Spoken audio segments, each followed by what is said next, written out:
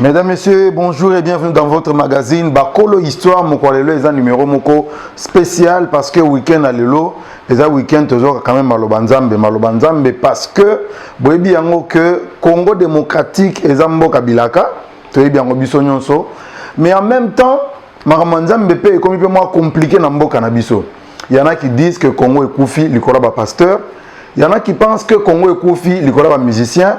Il y en a qui pensent que Congo est koufi, le Congo est politicien. Bon, finalement, ils ont évité. Mais aujourd'hui, nous allons décortiquer un petit thème. Je ne sais pas, il est petit ou grand, je ne sais pas.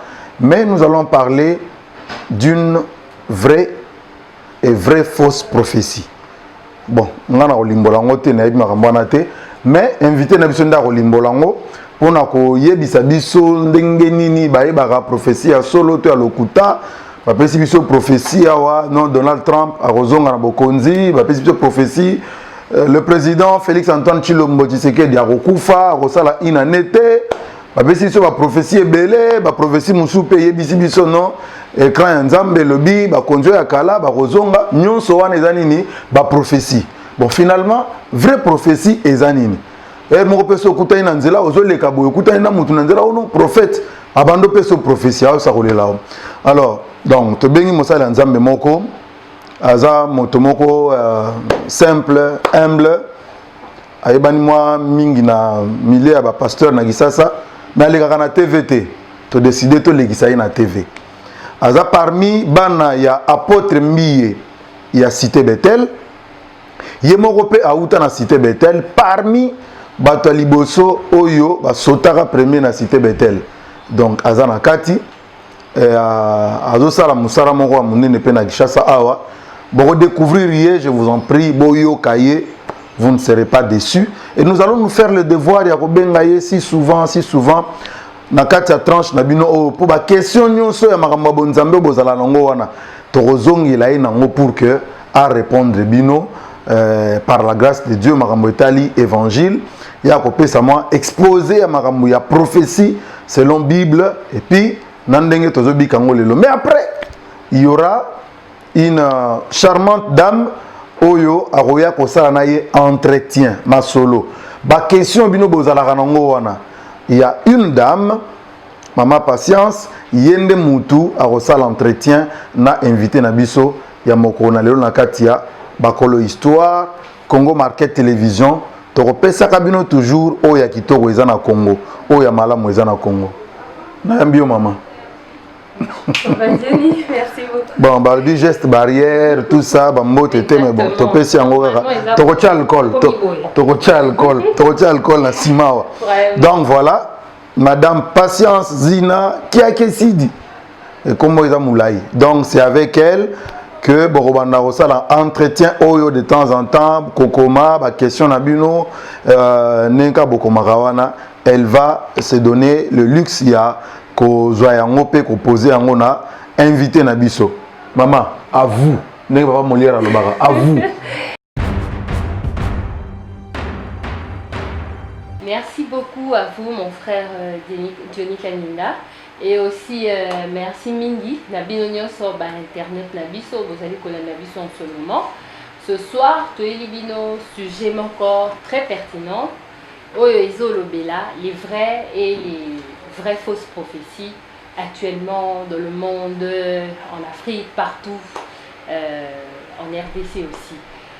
Toyambi Ponabino, pasteur Arthur Kalala, Moko Abiso, Moko Pe ya Bana ya Cité Bethel, Yakala, en tout cas Ibandi ya Cité Bethel, Papa Arthur Azalaki. Yende Arolimboli Labiso, moi Mituna Mike Oyo Tozanango. Pour la petite présentation, il y a pasteur Arthur Azali, responsable, il y a Église Nabiso, communauté des tabernacles des vainqueurs CTV.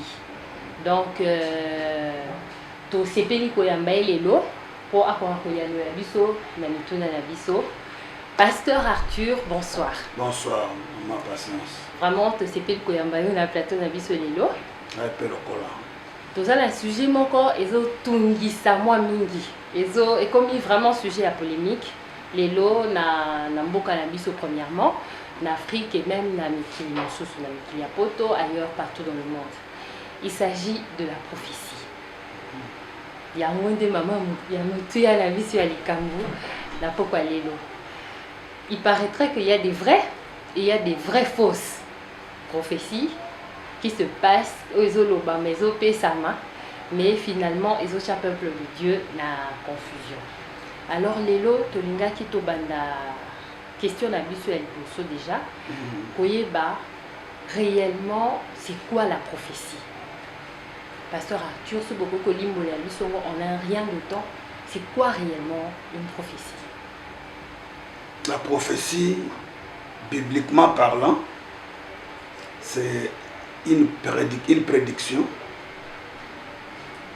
une annonce d'un événement futur.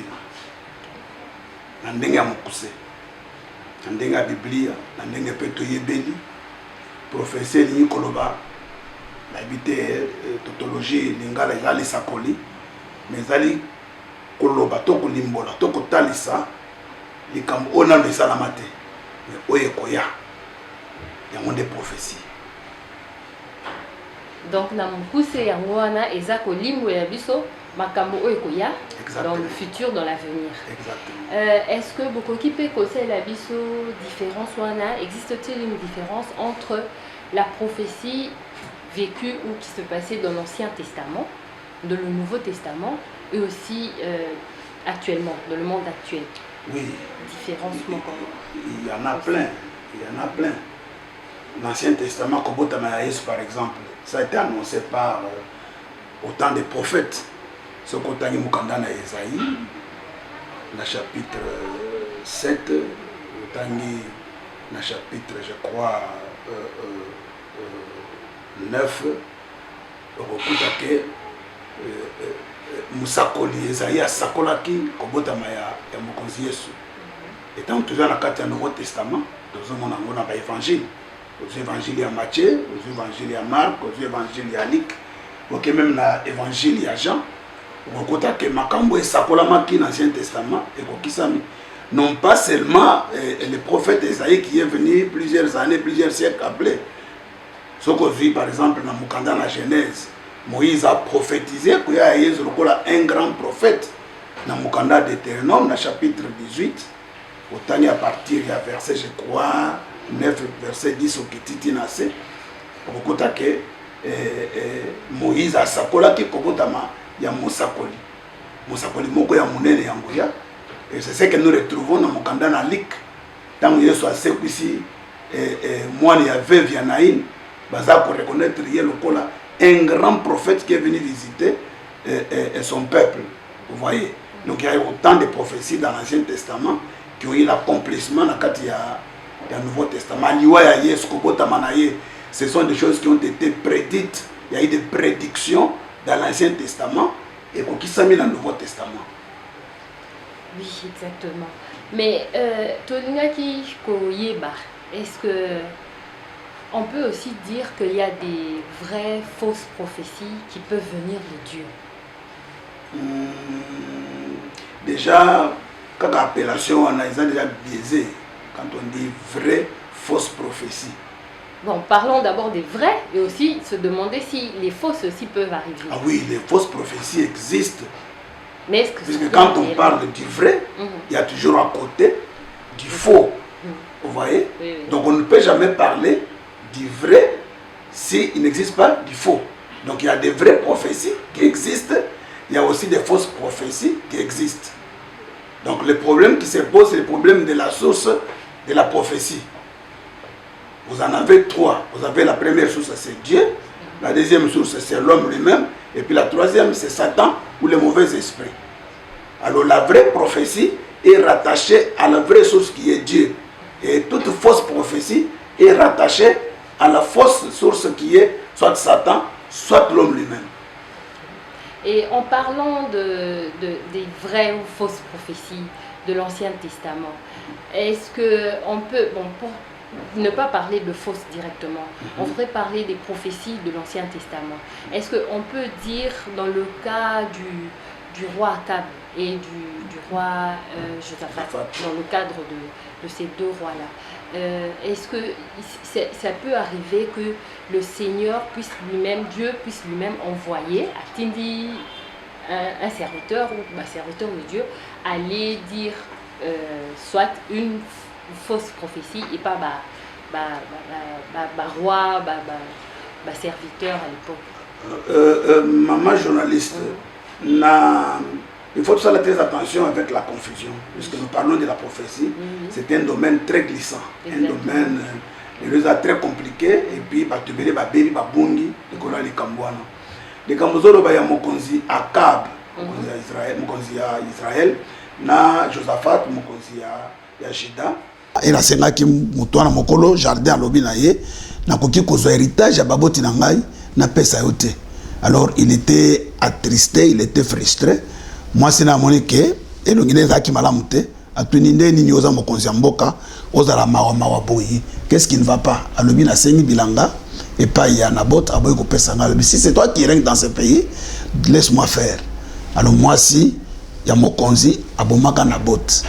Et le prophète Élie a sakolaka ke ndenge bamba balamboli makila ya nabot ozaki mokolo bilanga ndenge bakolambola pe makila ya yo Akab.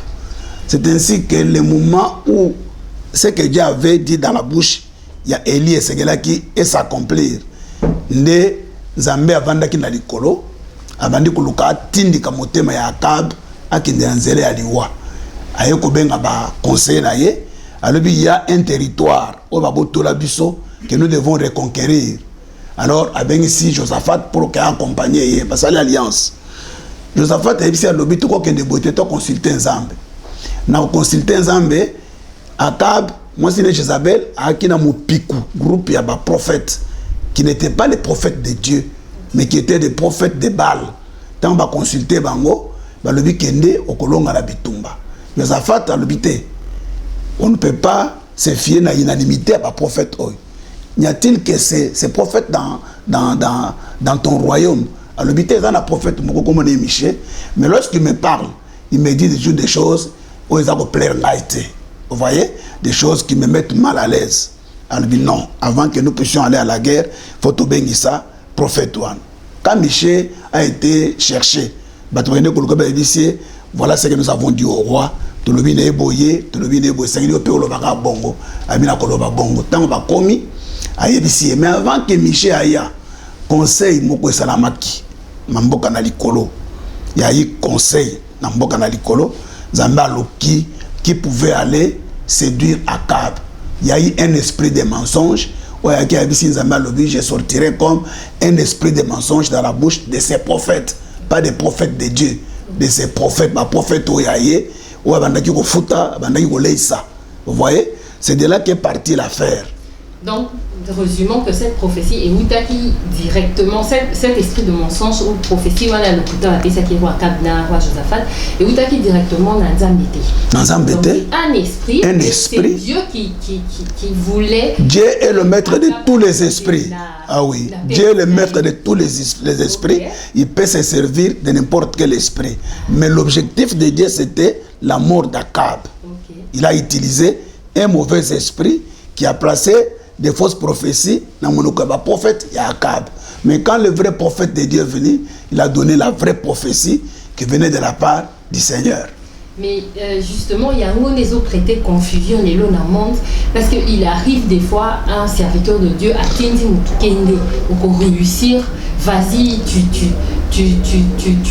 es dans le bon Dieu avec toi, mais plus tard, ok, au bout d'un échec, au bout d'une désolation, il y a un mot mais confusion, généralement wapi. Maman journaliste. Au début que les camons prophétie le comme les camons mombongo les camons mombongo prophétie zo futa makasi ba église o bato bazo sakolate ba nimi bazo kima mais sika bazo sakola ne ba ni bazo ya yebele les camons ezali boy il faut bato ba yeba prophétie li ko loba nini. Prophétie c'est la parole véritable de Dieu. Vous voyez, c'est la parole véritable de Dieu, d'après les Écritures. C'est la parole que Dieu sort. Achena monokoya, prophète. Vous voyez? Ce qui est allé lobe, outi pas nzambete, et outi pas ya motu, outi pas ya molimo mabe, anta eko kisami. N'est-ce pas? Mais d'abord eko kisamate.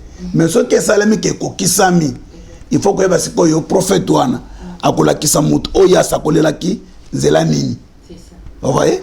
Nzela nini puisque ba yeba ka prophétie à solo par son accomplissement. Et tokosoka ben accomplissement te tokosoka siko na genre ya mateya oyo mutu apesa ba prophétie atéaka na kati l'église na ye. Mais est-ce qu'il peut aussi arriver que mon seul Nzambe ya solo prophète c'est Nzambe ya solo à lobby à pesi prophétie venant de Dieu mais kokisami te. Par exemple, à lobby, au robot à moi, si, au robot moi mobile. Peut-être moi, ça va dans le robot à tête, si on a mon aux oisemi, puis au robot à peut-être moi le mobile. C'est ça. Tant moi, c'est oisemi après tant de prières, à voter moi, si par exemple. C'est ce que j'ai dit. Il faut que ma motivation, oyo, ils ont animé, mutoza ko sakola. Batu musu baza ko sakola pour un sentiment na bango. La motivation puisque motivation de gagner quelque chose. Les Camerounais ont les source à prophétie. Que prophétie c'est la parole qui sort de la bouche de Dieu. Il y a un prophète. Vous voyez? Si Dieu a dit que ça sera une fille, et qu'on a la moi. Si Dieu a dit que ça sera un garçon, et qu'on a un garçon. Une fille vierge deviendra enceinte et donnera naissance à un fils, à un garçon. Vous voyez? Il y a un garçon. Moussa Koliloko Élysée a vu ça qui la femme de Sunem. Année prochaine, à cette même époque, au Kumbazen, au Komotamwana, au Bali. Vous voyez? La prophétie a tout le monde dans la raté. Oui, merci, pasteur. Avant de continuer la question à Bisso, tu faire passer quelques vétères, vidéos ils ont actuellement la mode.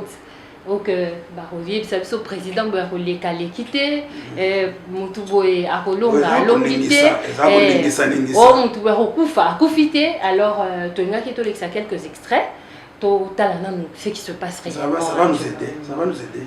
Précision effectivement. Précision Izanini. Kabila Ozonga président de la République. Ozonga ou Azopé Samutu. Non.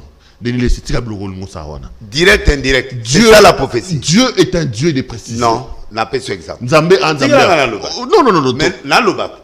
Mon représentant a tout la question. L'Obama Mongolba. Bon, na Genèse. Nzambe a yebisaki Abraham alobi. D'ici là, peuple na yo eko esclavagisme na mboka moko boyi. Mais ko la 400 ans, 4e génération ne mutako bimisa peuple a memaye. Dieu n'a pas précisé l'Égypte. Dieu n'a pas précisé qui est Moïse. Mais à un moment donné, Dieu lui-même est parti dire qu'il a 400 ans en Égypte. Nzambe a préparé qui nani Josué était. Alors Moïse était successeur, nous il sera Josué était. Tant que Luka, mais à côté de toi, il n'y a pas un homme rempli de l'esprit. Josué. Au monde ici. Donc, il y a Moïse Azo Luka Azo Zoate. C'est-à-dire Dieu peut être muet dans certaines choses pour laisser protéger la personne qui va venir. Mais Dieu aussi peut préciser. Sauf que Moutou, ma journaliste Bibi, a écouté à titre il y a 2023. Moi, je n'ai pas vu le 2023. J'ai vu seulement les retours de Kabila. Et Dieu m'a dit, précisé. Moutounini. Shadari, Obeminaku, Nehemi Moulania. Namoni, Moutoumoko Azaï Pembe Nae, Baoumi Balé Bazo Kota sur scène. Donc ça dit que, à lobby, directement, ça dit Yemoro, ou indirectement, mais Bango Bakaché, c'est la pensée Oyo Ekosalema. Alors moi, je me suis posé une question. Tant on a lobby en haut, je ne peux pas cacher. Je sais que, moi je soutiens la soutien à Raé, mais là ce n'est pas un problème de soutien. Parce non, mais parce qu'on dit que c'est de la communication politique. Ce n'est pas. Rien à voir avec Dieu. Denis, c'est quoi ça? Tika Kosaka Nanzam. Tome Tamaso na biso na ndenge. Sala blague na yote. Ngana banano le lote. Na ge mission na yo ponani. Po yo za muto yo. Oza muto ba o lo ba belé lo lote. Yo za muta recherche. L'esprit de l'Éternel me dit, j'ai choisi Trump. Écoutez la prophétie. Rien n'empêchera le président Trump de faire aussi un second mandat. Écoutez-moi bien. Les gens vont le combattre dans le monde entier. L'église s'élèvera en sa faveur. Tu dois les prières de l'église. Parce que Dieu n'a pas fini avec toi. Ce qu'il a commencé, il doit l'achever. Afin qu'il ne quitte les États-Unis d'Amérique. Vous savez ce qu'il va faire? Vous savez ce qui va se passer? Dieu va l'utiliser pour être un instrument de cette loi. Il y a des choses qui vont traiter avec le président. C'est les choses de Dieu. Il va s'intéresser au pays. Dieu veut faire quelque chose d'étonnant. Il sera l'instrument de la nouvelle législature. Est-ce qu'on peut dire Amen très fort? L'esprit de l'Éternel.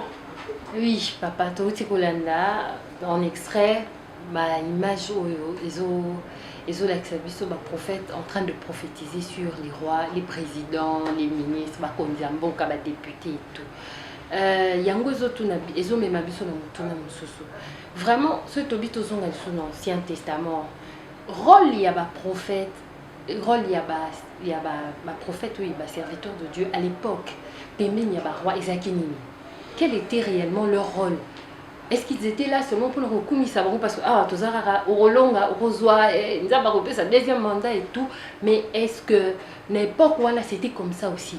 Et ça qui n'a pas contradiction, mais il n'y avait pas de négativité que le Seigneur venait dire que non, et s'il y a Okufa peut-être, et puis le salami ou bien tu seras puni pour cela qui est le réprimande des alliés, tout est seulement les fleurs, le succès. Merci beaucoup, maman, journaliste, merci beaucoup. Avant de l'obélicolo, il y a un rôle, il y a prophète, il y a roi dans l'Ancien Testament. Dans l'Ancien Testament, au moment de réaction, il y a Moko, il y a un prophète. Dans Mokanda Jérémie, chapitre 28, ce côté à partir du verset 5, au Kéti, dans verset 9. Au réaction, il y a un vrai prophète et puis il y a un faux prophète. Et dans le prophète, il y a un roi, il y a un président qui se comporte en flatteur. Vous voyez? Baza ko flatter ba konzi, baza ko bisa mama kamona ndenge esengélité. Mais au cas, Bible ezolo baboye, Jérémie le prophète répondit à Anania le prophète.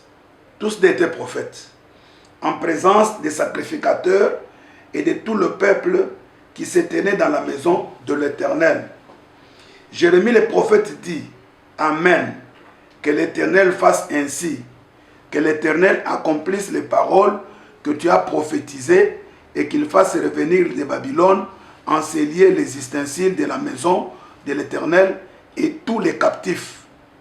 Seulement, écoute cette parole que je prononce à tes oreilles et aux oreilles de tout le peuple. Les prophètes qui ont paru avant moi et avant toi, dès les temps anciens, ont prophétisé contre de pays puissants et des grands royaumes, la guerre, le malheur et la peste. Mais si un prophète prophétise la paix, c'est par l'accomplissement de ce qu'il prophétise qu'il sera reconnu comme véritablement envoyé par l'Éternel. Bandeko toti kotala na ba image ba pesi bisakoli. Tokoyeba keza ya solo e utake pa ya Nzambe tango tokomona Joseph Kabila kozonga na pouvoir na moto ye ya bombi. Tango tokomona Trump oilelo aza ko réclamer vérité des urnes, n'est-ce pas?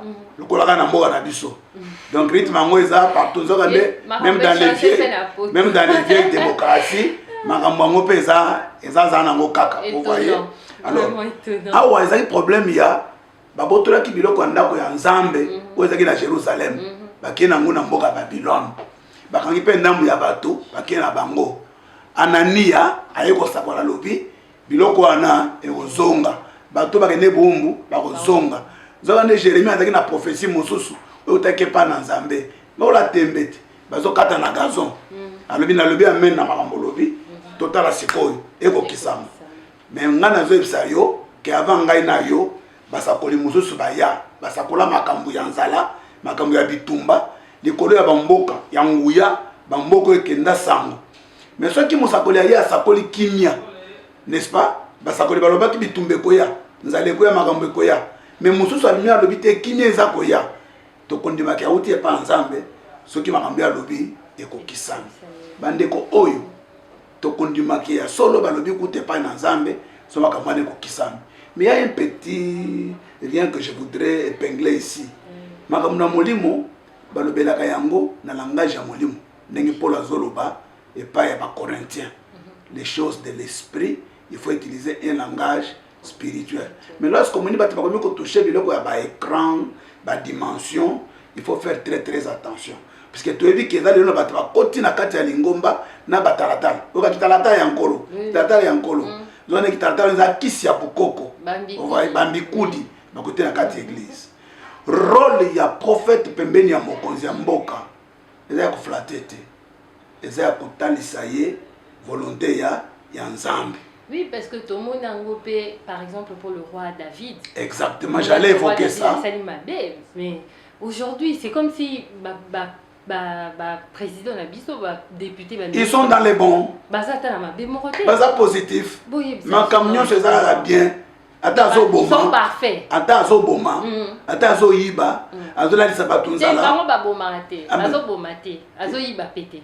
Parce que comme ils sont parfaits, déjà que les prophètes ne dénoncent pas, les serviteurs de Dieu qui sont censés dénoncer, ils dénoncer. Donc, ça veut dire prophète Aza Mounoko Yanzambe.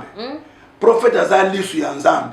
Ce n'est pas pour rien que dans Moga Israël, il y avait toujours dans la cour royale des prophètes. Vous voyez? On les consultait avant d'aller en guerre. Et lorsque le roi a eu au Tengama, ce qu'a eu Panzi, le colonel Kamolobi à David, dans une mois-ci à Soda, n'est-ce pas?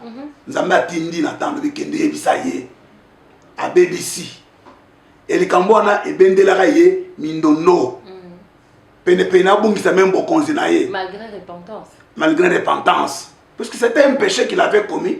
La Bible dit que ton péché va te rattraper. Vous voyez? Et puis Dieu n'a jamais tenu un coupable pour innocent. C'est-à-dire que si tu es coupable au sala kimbeba, il va que moi les foutu au sala. Attends, ça m'a pardonné, mais il faut dire que conséquence c'est ça. Donc, les lots qui attribuer mes gestions ou bien comportement et à ma B, il y a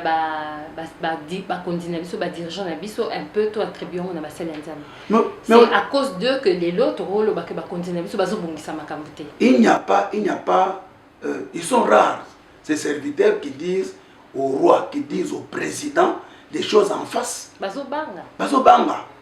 Mais pourquoi? Est-ce que batindami na nzambe to bazokende na ndenge na bango moko? Pour esprit de Dieu biso toyebi na Bible toyebi que c'est la timidité te. Tant nzambe azopesa mission pour yebisa mokonzi. Akoyebisa yo pe nini ezozela yo.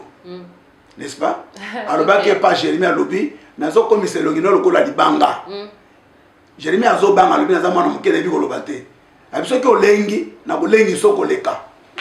Mais nazo tonga lokola miraille ya Erin. Bakobundisa yo mais bakolonga yo te. Bakanga Jérémie asala prison mais baboma été balonga été. Soka suka batika ye. Vous voyez? Alors tant on zamba na moto, so ebe ke pas zo ke de pas mon conjoint na mozo za cruel. Mozo za méchant, c'est un criminel. Ayebi ka ko mo mosali nanga. Akoye so ke ne ozo ke no c'est qui tout double. N'est-ce pas? Et tant on zo ke na ebi pe ke ne zo ke de boye na ozo ngate. So ina zongi, c'est la grâce du Seigneur. Et so ki zamba c'est ça que ne ozo ke na ko kufa. Okobanga pona nini? Ça sera une belle mort. Il qui Paul balobi tout moni ko tozo kende liwe zozela yo. Tant mazo ba ko kende te alobi pourquoi bozo buka ngai motema bozo sala ngai pasi nazo tenir vie na ngai plus précieuse te. Il faut na kimambangu na ko kisa course na sala mission liwa eza préférable pas na ngai. Vous voyez? Avec tout ça bénéfice. Pourquoi bozo buka motema na ngai? Bozo lembisanga na kubanga liwate nazo kende. Te bango baza bana, baza ba famille, baza ba bota. Mais tant ozamba bengi yo ebi koza na bana ti. Oza na mwasi, oza na libota. Et c'est là le problème, c'est encore là le problème. C'est pourquoi au moment lelo mateya etengami ça va être côté, il y a bien. À tel point que, bazolo ba mutu ka zo mona pasi, nzamba ebiete, ana nzambete. Vous voyez? Zokande Yesu mwana na nzambe tanga ki na sena moyi. Bible zolo ba ke atikela kibiso nzela ya Rolanda, nzela ya pasi. Yango bato balingi su pasi, te to mo banga soko lingo lo bataka na sa pasi bo sunganga, ba yo bengo ndoki pa wa soko sambela ka ba lo ba nzambe si abwakai. Ah ba bebisi. Donc tout ça là, ils ont responsabilité, mouké, ils ont pas le prophète Nabiso. Oui, exactement. Parce que parce que ça la moussa na bangote, parce que je rôle na bangote. Et dans la bateau, parce accès ti na katia palais présidentiel. Dans la bateau, parce accès ti na katia palais royal. Mais parce que quand il bisa ba konzi, makamunde ils ont batindité. Au contraire, parce que on les a au ben. Occasion pour s'enrichir, occasion pour qui grand. Parce que grandeur, il y a pas tout le monde pour se mesurer par rapport à la relation avec soit le président de la République, soit le membre du gouvernement. Alors, Bossani Moussana Bango, tout le monde a un rôle, c'est qui a besoin de sa bakonzi, dans les ensemble. Côté sa bango volonté ensemble. Ce matin, besoin de sa bango. Pour que sa bango peut makamanini, et ça quoi est bosso. Côté sa bango même bitumbu. Oui, parce que tout le monde a Nani Joseph Kokemeko Sunga, le roi, le pharaon, a Sungi, il sait que vache maigre, vache. Mais toujours pour dégradation. Donc, mon tarot, il sa président, tout, que ma beso y a tout économisé, tout ça, la bouille, épargné, rien ne se passe plus dans ce sens-là. Si finalement. Que devons-nous faire? Responsabilité zali partagée et pas battre les lots baza kolanda kola batu bazo monate eza kola makambo balobi qui a mo conseiller biso akana kozonga. Donc c'est comme si moto ça wana a une même notion de constitution en bogate. Vous voyez? Donc il y a des choses qui se font par sentiment. Vous voyez? Et il y a des choses qui se font parfois par ignorance. Il y a des choses qui se font par fanatisme. Ainsi de suite. Donc, peuple de Dieu, il faut aspirer à la maturité. Et puis, beaucoup plus que Biloko Tozomone à Kopikola. Et puis, tu as remarqué les sous-phénomènes, confusion entre Bango et Bango Moko prophète. Qu'est-ce qui se passe? Mondimiaye, par exemple, dans l'église, Mokowana, aye peut-être un système et comme la consultation prophétique. Au moni, peut-être le prophète A, deux prophètes Bazawana, au moni Moko, Moroye Bissioté A. Au revoir. Ok, pas Moussou peut-être B. Tout à fait le contraire, il y a Oyo, le premier prophète à l'Obaki. Mais Bango Nyoso, l'église Moko, peut-être sujet Pesarara Moko. Donc ça veut dire que esprit wana et aussi la confusion parce que mon dimiso kaye aza censé que soit lumière n'est et pas basalianza mais pas ma prophète. Mais ce que le B a le Bible azoye bal souster, qu'est-ce qui est vrai, qu'est-ce qui est faux. Maman, il n'y a pas dire que quelqu'un puisse s'embrouiller. Si quelqu'un s'embrouille, c'est inutilement. Yo voyez dans une église, n'est-ce pas? Est-ce que vous avez ensemble? Vous voyez consultation prophétique pour ceux qui soutiennent ça. Parce que consultation prophétique, Dieu est souverain, il parle quand il veut. Vous voyez? Il n'a pas besoin d'être chaque fois avant de toquer.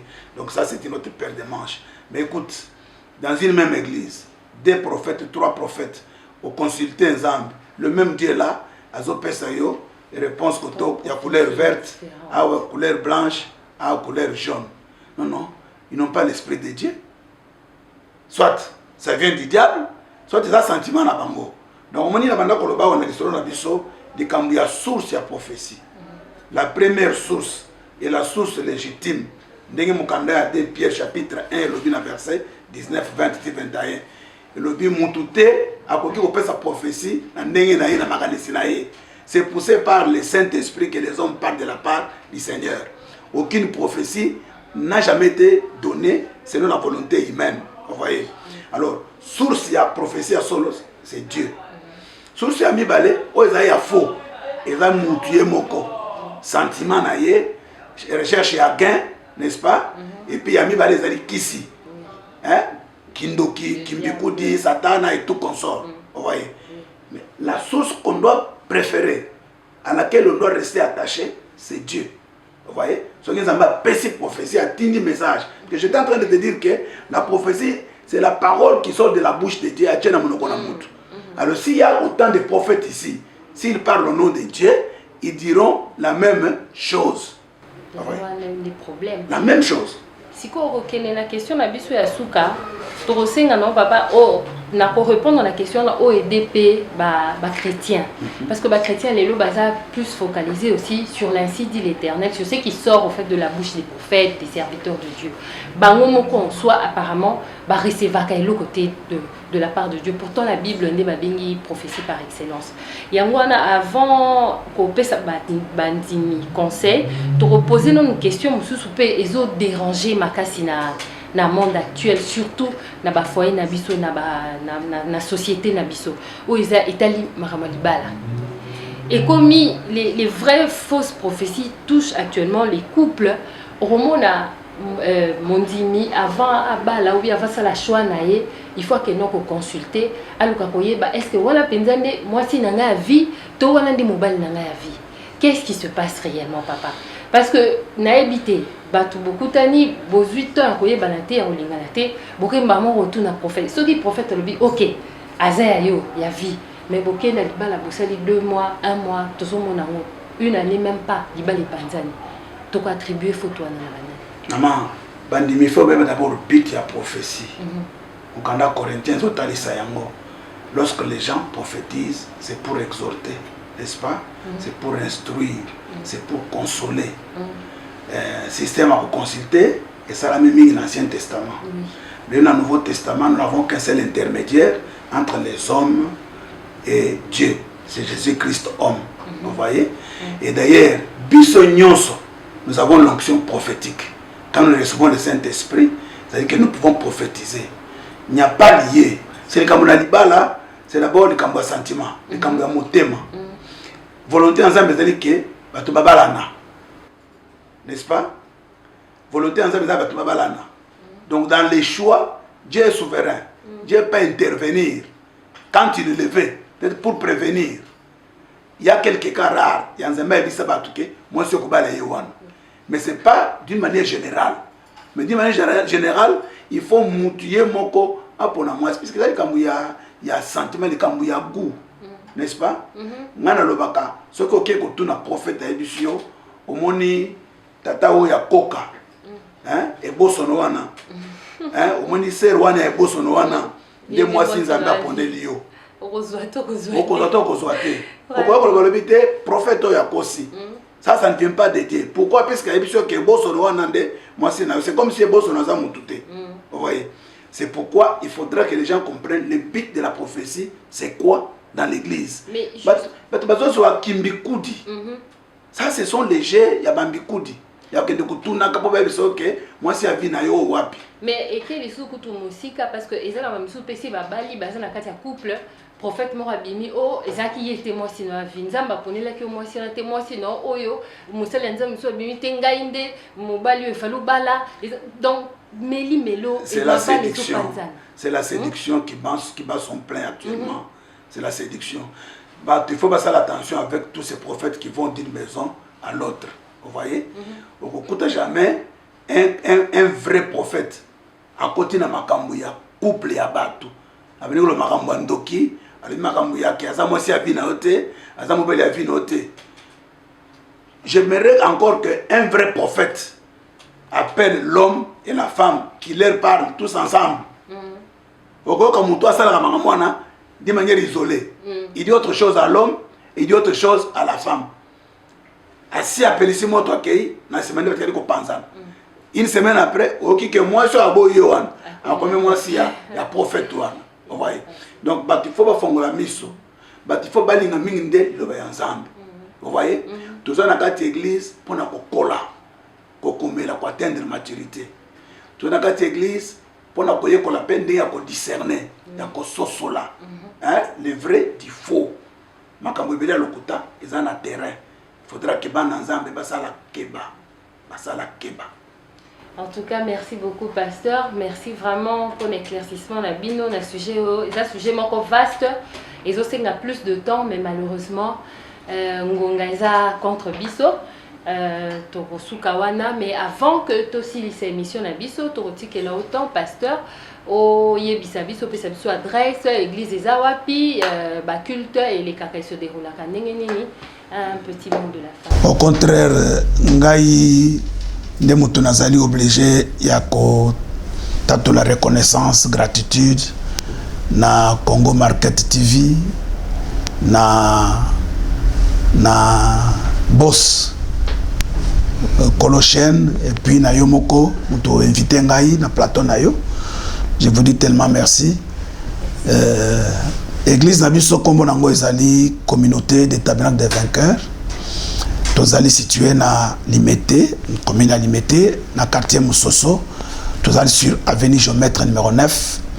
Et référence ezalaka mingi institut ya bakimbangiste Maman Mouilo sur l'avenue Université. Alors juste derrière. Et puis, référence au Moussoso ezali orthodoxe, université orthodoxe, c'est juste derrière là. Ndesika tozali, tobondelaka mokolo nyonso ya jeudi nangonga na 17h. La réunion à édification, nous apportons un enseignement pour édifier le peuple de Dieu. Et mokolo nyonso il y a dimanche, nous avons des services. Vous savez qu'après ma confinement, il fallait adapter le rythme yaba mayanga ninabiso na makamboyo l'état américain imposé.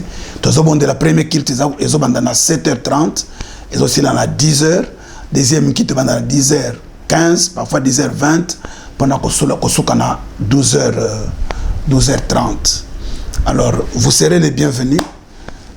Vous ne serez pas déçus ceux qui voyaient.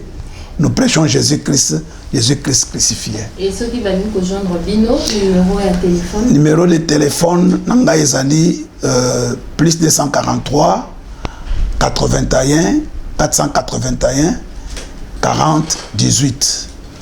Plus 243 81 481 40 18. Le deuxième numéro c'est plus 243 49 25 275. Voilà. Merci. Que Dieu vous bénisse. Amen. Merci beaucoup, pasteur. Et merci à vous, nos internautes, aussi, Kolanda Bisso, Napokalelo. En tout cas, merci beaucoup. Sujet aux vaste. Torosez là-bas commentaire Nabino, torosez là-bas like Nabino. En tout cas, abonnez-vous massivement. Na Congo Market TV, nous sommes là pour vous servir. Moi, c'est Patience Zina qui a décidé. Je vous dis bon week-end et au revoir chez vous. Merci. Merci.